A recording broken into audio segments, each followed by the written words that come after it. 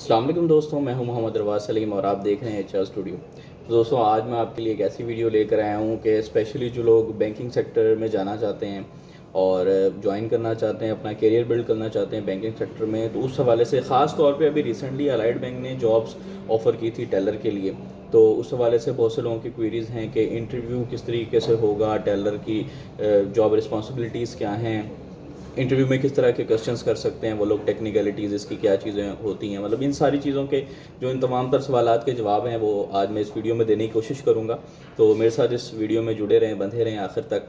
तो इंशाल्लाह ताला बेसिक सी चीज़ें हैं, कुछ ज़्यादा मुश्किल नहीं है और बहुत ज़्यादा कोई मेजर इसके अंदर रिस्पॉन्सिबिलिटीज़ भी नहीं होती। तो एक सिंपल सी चीज़ है, वो मैं आपको इस चीज़ में गाइड कर दूँगा इस वीडियो में। तो आप इंशाल्लाह आसानी से जो है वो अपना इंटरव्यू पास कर सकते हैं। तो सबसे पहले तो जो मैं यानी कि इंटरव्यू के लिए जो चीज़ें आपको गाइड करूंगा वो तो स्पेशली इस अलाइड बैंक की टेलर पोजीशन के लिए हैं, लेकिन बहुत सारी इसमें ऐसी चीज़ें हैं जो नॉर्मली आप किसी भी इंटरव्यू में उस चीज़ को अगर फॉलो करें तो अपना इंटरव्यू क्लियर कर सकते हैं। तो सबसे पहले तो देखें, आप जब भी इंटरव्यू देने के लिए जाएँ तो कुछ चीज़ें इंतहाई इंपॉर्टेंट होती हैं, जैसे आपका ड्रेसिंग स्टाइल, आपकी बॉडी लैंग्वेज, ठीक है, और इसमें आपका जेस्चर वगैरह, ये सारी चीज़ें, आपका कॉन्फिडेंस लेवल, ये सारी चीज़ें तो एक अंडरस्टूड सी बात है कि आपकी अच्छी होनी चाहिए, तो ही आप एक अच्छा अपना इंप्रेशन क्रिएट कर सकते हैं अपने इंटरव्यू लेने वाले के सामने।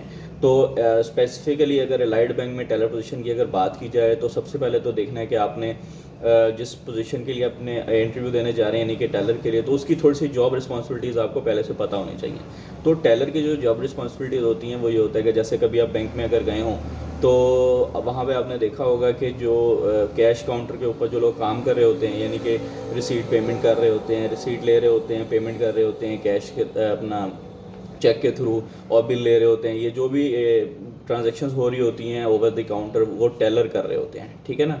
तो टेलर का यही काम होता है नॉर्मली, कैश में डील करना, कैश को मैनेज करना और कैश की ट्रांजैक्शंस करना, सिर्फ कैश की टेलर का ये काम होता है। तो ये छोटी सी एक उसकी जॉब रिस्पॉन्सिबिलिटी है जो मैंने आपको बताई। अच्छा, इसमें अब वो करना किस तरीके से, जब आप इंटरव्यू देने के लिए जाएंगे तो सबसे पहले तो आपको ये ध्यान रखना है कि जो आपका ड्रेसिंग है, जो आपकी ड्रेसिंग है वो इंतहाई सिंपल और यूनिक सी होनी चाहिए। वो किस तरीके से कि सबसे पहले हम कलर के ऊपर बात करते हैं, ये बड़ा इंपॉर्टेंट है, अलाइड बैंक वाले इसको बड़ा कंसीडर किया जाता है वहाँ पर। तो वो किस तरीके से है वो ज़रा गौर फरमाएं। तो आपकी जो शर्ट होनी चाहिए वो किसी भी लाइट कलर की होनी चाहिए, वो वाइट हो सकती है, वो ऑफ वाइट हो सकती है, वो लाइट ब्लू कलर की हो सकती है, या वो लाइट ग्रे कलर की हो सकती है। इनके अलावा कोई शर्ट कंसीडर नहीं की जाएगी। मतलब कर भी सकते हैं क्योंकि उस टाइम आपको अलाइड बैंक की पॉलिसीज़ का पता नहीं होता ज्वाइनिंग से पहले, तो आप कुछ और भी पहन सकते हैं, लेकिन ये चीज़ें अगर पहनेंगे तो बड़ा एक अच्छा इंप्रेशन जाएगा, क्योंकि अलाइड बैंक की पॉलिसीज़ में सिर्फ यही शर्ट्स कंसिडर की जाती हैं, ठीक है।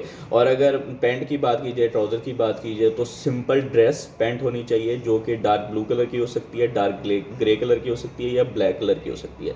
इनमें से कोई भी कलर आप चूज़ कर सकते हैं जो आपके ऊपर फिट, स्मार्ट और आपके पास जो मौजूद हो, जो अच्छा लगे आपके ऊपर, लेकिन कलर इसी में से चूज़ करना है। और एक अच्छी सी टाई होनी चाहिए। टाई कोई स्पेसिफिक कलर की नहीं हो सकती, टाई जिस तरह मैंने पहनी ये भी हो सकती है, या जो आपकी पसंद हो, जो सोबर कलर, जो आपके शर्ट के हिसाब से जो आपको सूट कर रही हो, जो अच्छी लगे, उस तरीके से आप टाई पहन सकते हैं, ठीक है। लेकिन टाई, ड्रेस पैंट और ड्रेस शर्ट ये मस्ट है।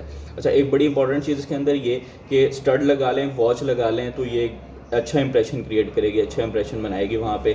स्टड आपके, लेकिन वॉच भी सिंपल एक छोटे डायल की आराम से जो आपको सूट कर रही हो, ओवर ना हो, वो पहने। और जो स्टड आप लगाएंगे यानी कि जो कफलिंग आप यूज़ करेंगे उसमें नग का इस्तेमाल नहीं होना चाहिए। जिस तरीके से मैं अभी आपको दिखाऊं कि मैंने जो स्टड पहने बिल्कुल सिंपल से हैं, इसमें कोई ओवर चीज़ नहीं है इसके अंदर, बिल्कुल आप योर फॉर्मल ड्रेसिंग के अंदर आप इसको यूज़ कर सकते हैं। इससे और भी बहुत सारे हो सकते हैं। तो इस तरह का कोई आप फॉर्मल से अगर स्टड यूज़ करें तो ये भी एक क्रिएट करेंगे वर्थ इसके अंदर। अच्छा, इसके अलावा हम शूज़ और बेल्ट के ऊपर आते हैं। ये बड़ा इंपॉर्टेंट है, बहुत से लोगों को इस हवाले से नहीं पता। तो जो एक तो ये ना अंडरस्टूड सी बात है कि जो भी आप बेल्ट यूज़ करेंगे उसी कलर के आप शूज़ यूज़ करेंगे। ऐसा नहीं है कि आपने ब्लैक बेल्ट लगा ली और नीचे ब्राउन शूज़ यूज़ करें, या ऐसा नहीं है कि आपने ब्राउन शूज़, ब्लैक शूज़ पहन लिए ऊपर ब्राउन बेल्ट लगा रहे हैं। एक ही कलर के होने चाहिए। ब्लैक बेल्ट तो ब्राउन शूज़, ब्लैक शूज़ हैं, अगर ब्राउन बेल्ट है तो फिर ब्राउन ही शूज़ है, ठीक है। लेकिन अलाइड बैंक में सिर्फ ब्लैक बेल्ट और ब्लैक शूज़ ही पहने जाते हैं, ठीक है। उनकी अलाइड बैंक की एचआरजी पॉलिसी के अंदर है कि आपने ब्लैक बेल्ट और ब्लैक शूज़ लगाने हैं। तो इंटरव्यू में आप ब्लैक बेल्ट और ब्लैक शूज़ पहन के जाएंगे तो अच्छा रहेगा। ये तो हमने ओवरऑल एक ड्रेसिंग के हवाले से बात कर ली।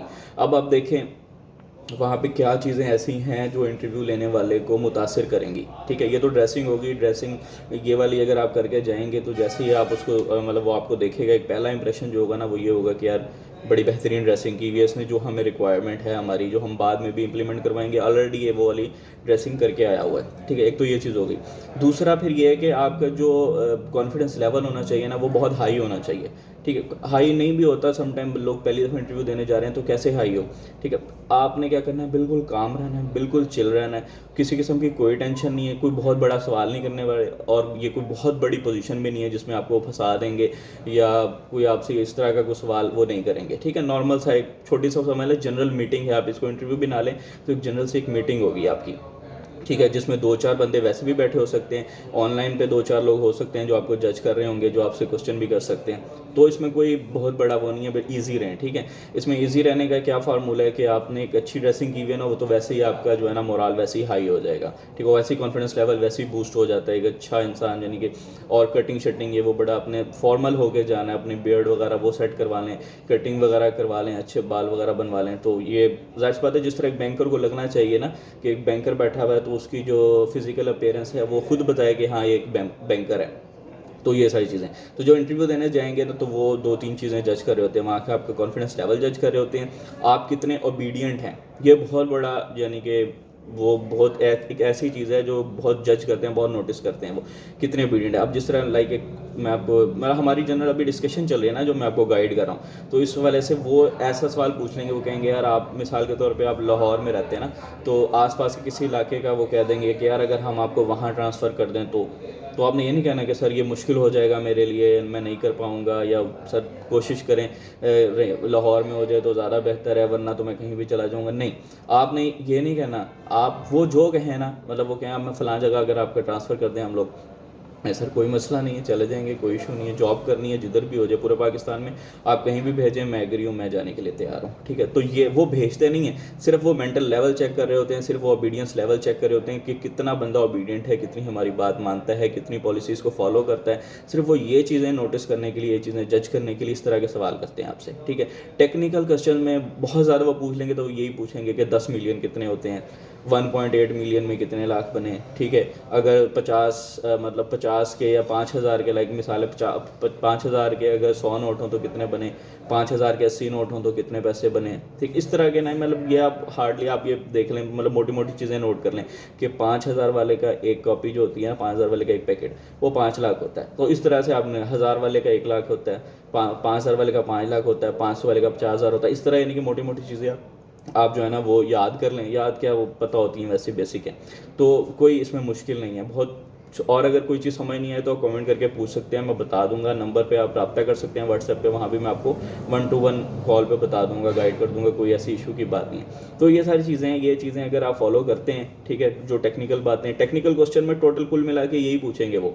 अगर टेक्निकल कहीं पूछा भी ना उन्होंने तो सिर्फ यही पूछेंगे कि अभी इस इतने नोट हों तो ये कितने बनते हैं, 1.7 मिलियन में कितने हुए, 1.6 मिलियन में कितने हुए, 2.3 मिलियन में कितने लाख बने, इसके अलावा कुछ नहीं है। ठीक है, और बस जो सारी चीज़ें वो मतलब जो है ना कुल मिला के इंटरव्यू क्लियर करने के लिए वो यही है कि आपका एक ड्रेसिंग स्टाइल अच्छा होना चाहिए, आपका कॉन्फिडेंस अच्छा होना चाहिए, और सबसे जो ज़रूरी चीज़ है कि आप कितने ओबीडियंट हैं, कितने अपने रूल्स एंड रेगुलेशंस को फॉलो करेंगे, अपने सीनियर्स की बातों को फॉलो करेंगे और ईमानदारी से चलेंगे।